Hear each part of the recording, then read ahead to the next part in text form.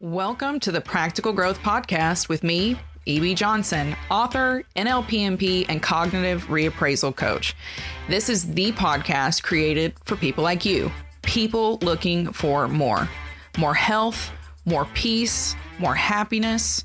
Each week, I explore a new topic in pop psychology and help you build a better life and better relationships.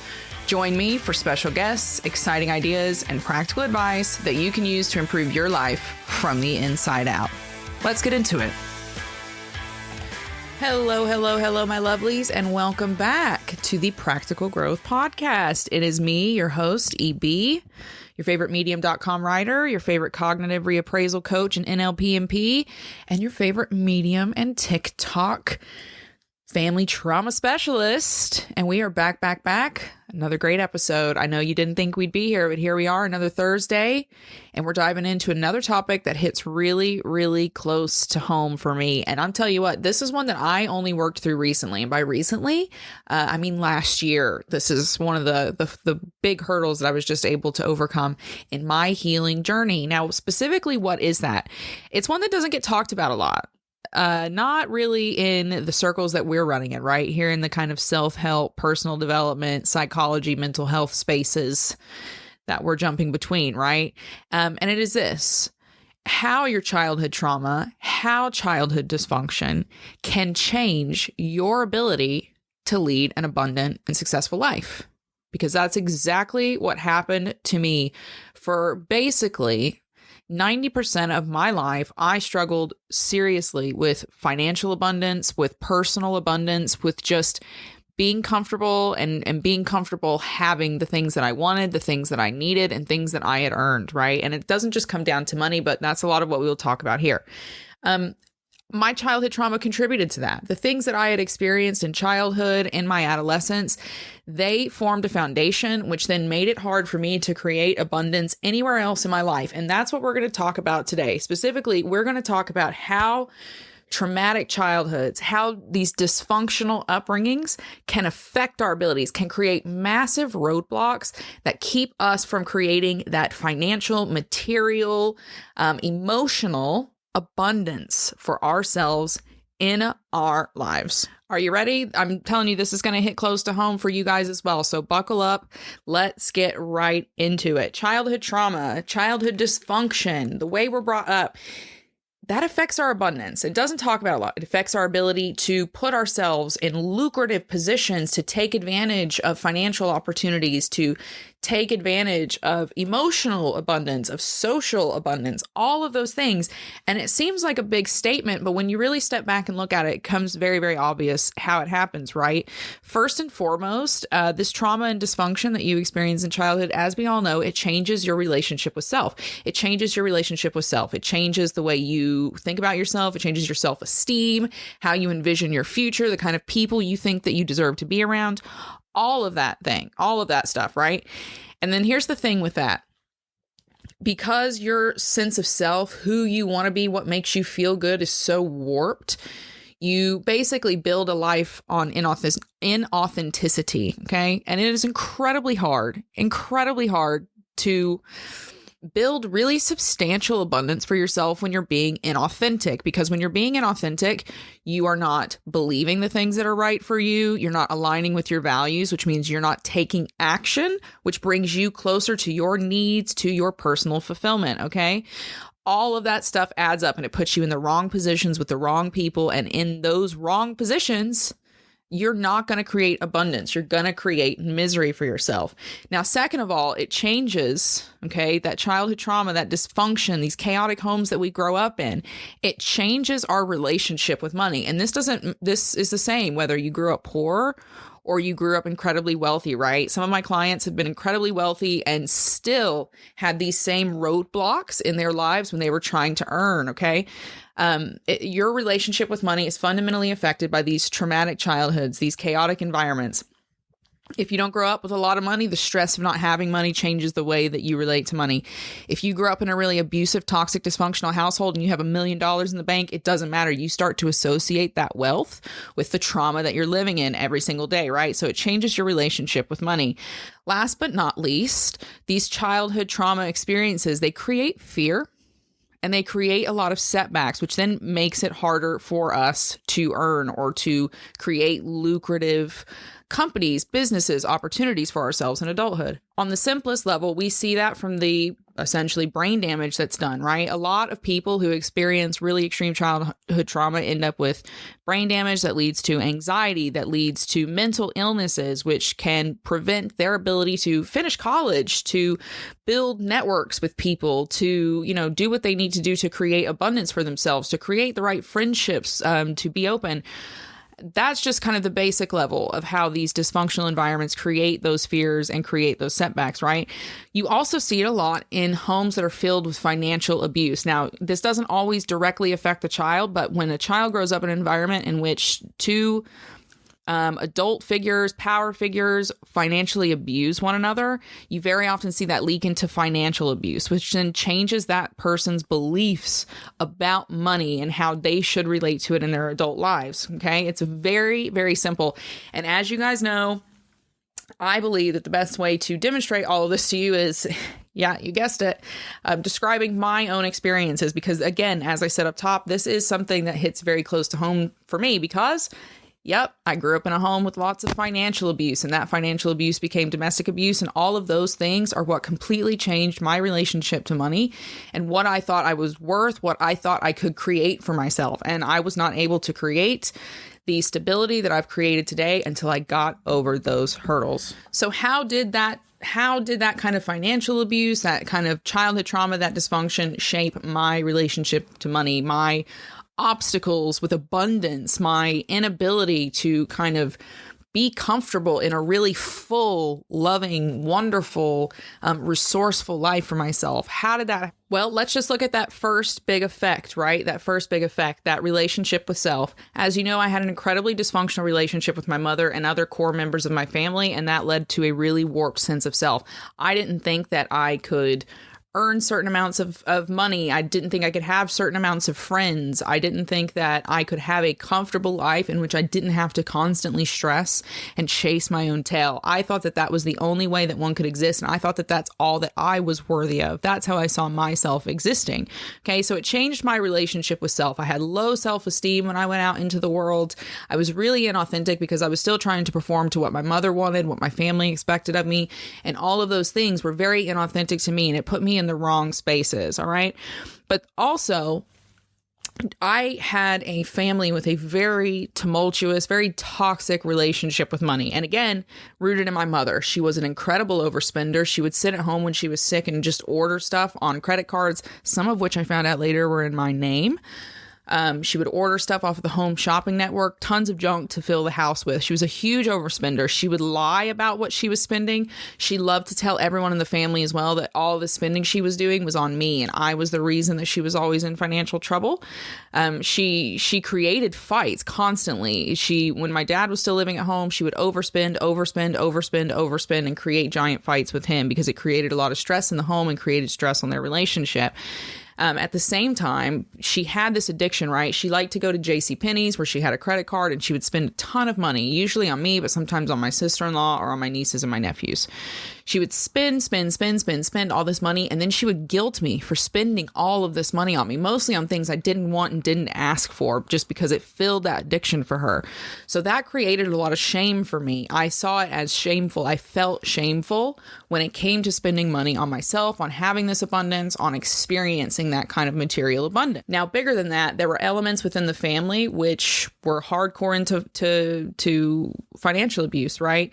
There were some really archaic, toxic, abusive gender dynamics in the family where men are over the women, are earning all the money and control entirely all the purse strings, to the point like the women are walking around in the same Raggedy 2 outfits and their purses falling apart and aren't allowed to spend any money on themselves and have to, like, every second of every day account for every single penny that they've spent, even though it's all been on the family, right?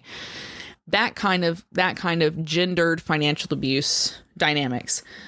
Without fail, every time, that financial abuse would leak over into domestic abuse. It would turn into screaming fights. It would turn into physical fights. It would turn into entire Christmas seasons of devastation, of fear, of everyone hiding in their rooms, absolute emotional pandemonium and chaos. All of that together, that family background for me created A, that really screwed up identity that I had over myself, and B, my beliefs about money. Money to me was not safe. Family to me was not emotionally safe, right? Which is a form of emotional abundance. Family is emotional abundance. I did not see that as safe. So right off the bat, I'm uncomfortable with material abundance and money because it's been shameful. It's been dangerous.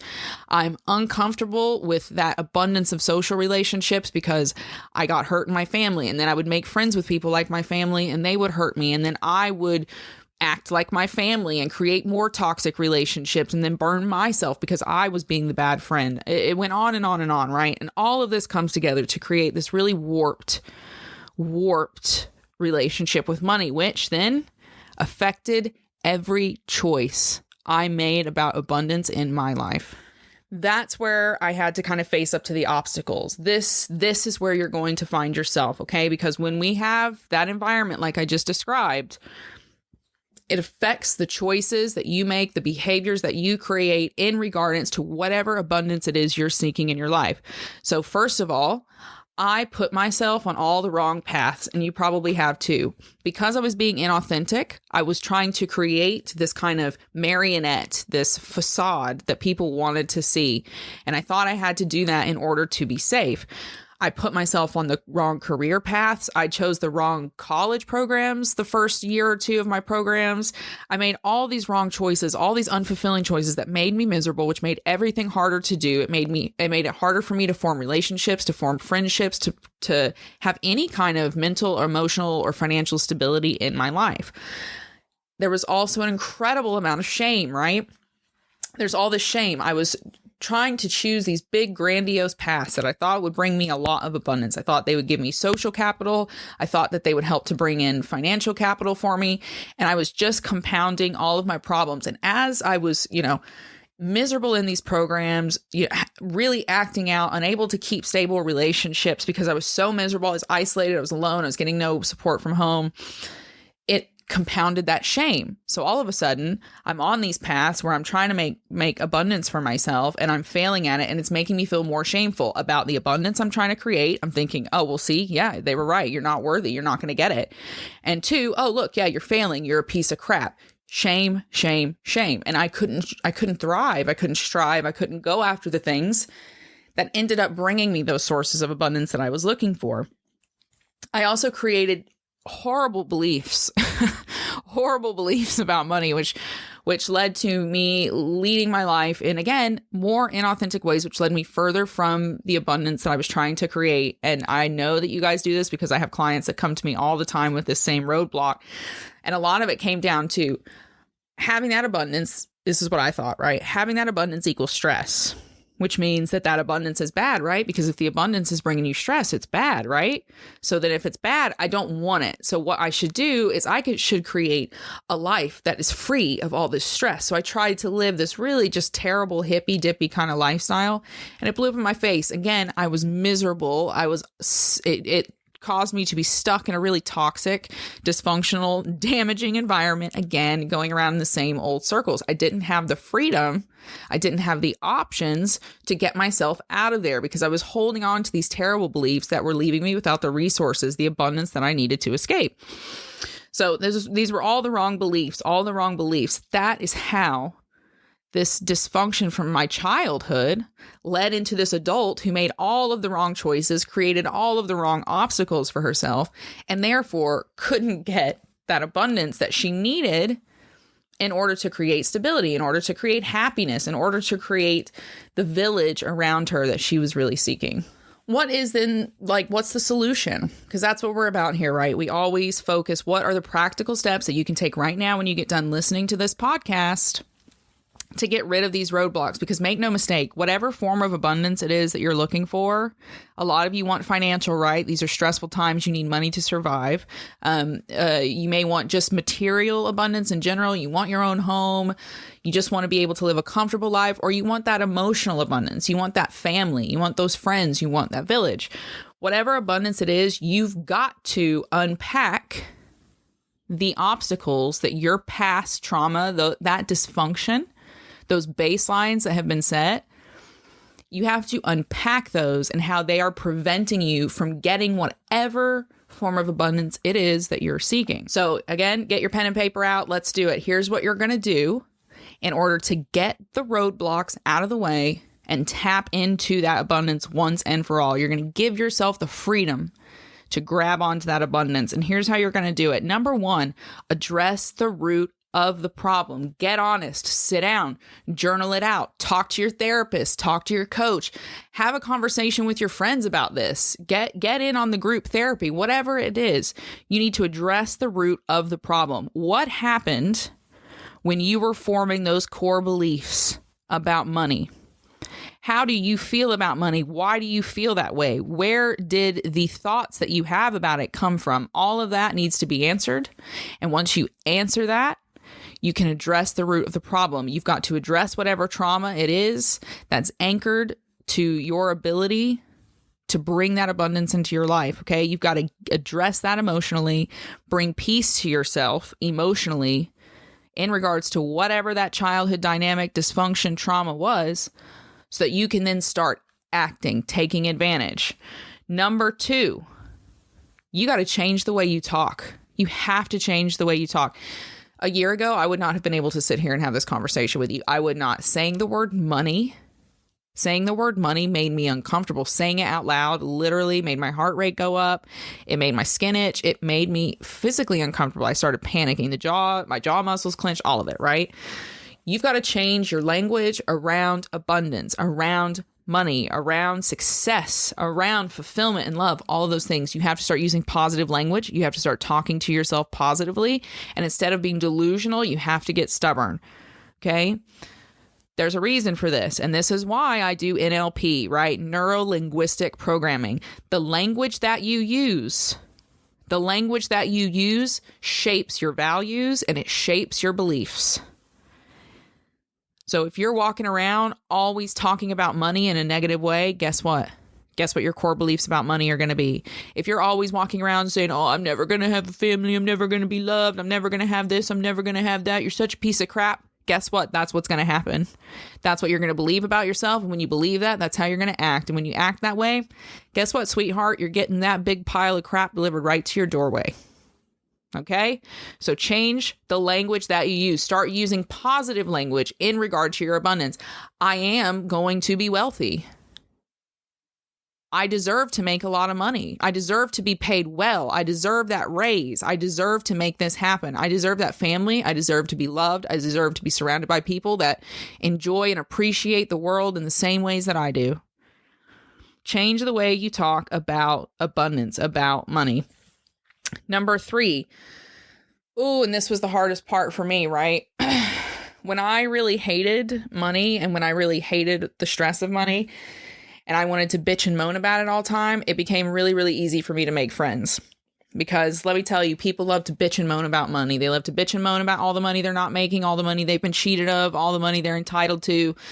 What they don't like to talk about is all the money that they've left on the table, all the money they've not been able to create for themselves, that they've not gone after for themselves, even though they're talented, even though they're skilled. They don't want to talk about all that abundance that they could act on, but they don't. They want to talk about what they haven't been handled, what they haven't been handed. Sorry. I had to change who and what I was surrounded with. I was dragging myself through the dregs with people who were in the dregs, who only wanted to focus on what they hadn't been given. They didn't want to focus at all on what they could still take for themselves. I had to be around people who were like, yeah, abundance. I deserve this. I'm comfortable with it. Isn't it nice to have a nice life? That's okay. That's okay. And the sooner I changed who and what I was hanging around, the kind of life I was creating around myself, my beliefs really started to change. My actions really started to fast track. What I went after changed. I started businesses. I threw myself fully behind my coaching business. And this year, I'm telling you what, if you've tried to get a coaching spot with me, you know it's not easy, right? And that's because I got out of my own way and allowed myself to create abundance. Actively. This is not some metaphysical nonsense. I acted. I made it happen. Okay. And a lot of that had to do with changing the people I was around. Instead of people who were always looking down, I put myself around people who were looking up and saying, how do I get to that next rung? Because I'm doing it. Whether the world wants me to or not, I'm doing it. And you're going to have to do that too. If you're someone who is still struggling with the idea that you deserve to be financially comfortable, materially comfortable, emotionally comfortable, then you got to start putting yourself around people who see that for themselves and for you.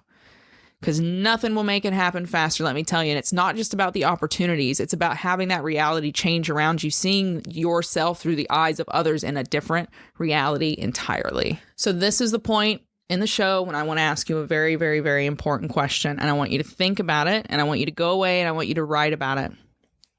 Okay, and it is this. Are you going to allow a past that should not have happened hold you back from a present that you deserve? A future that you deserve? Say that one more time. Are you going to allow a past that should never have happened hold you back from the present reality and the future reality that you deserve? Because that's it. You've absolutely been handed obstacles that you did not deserve. Your parents damaged you in ways they should not have.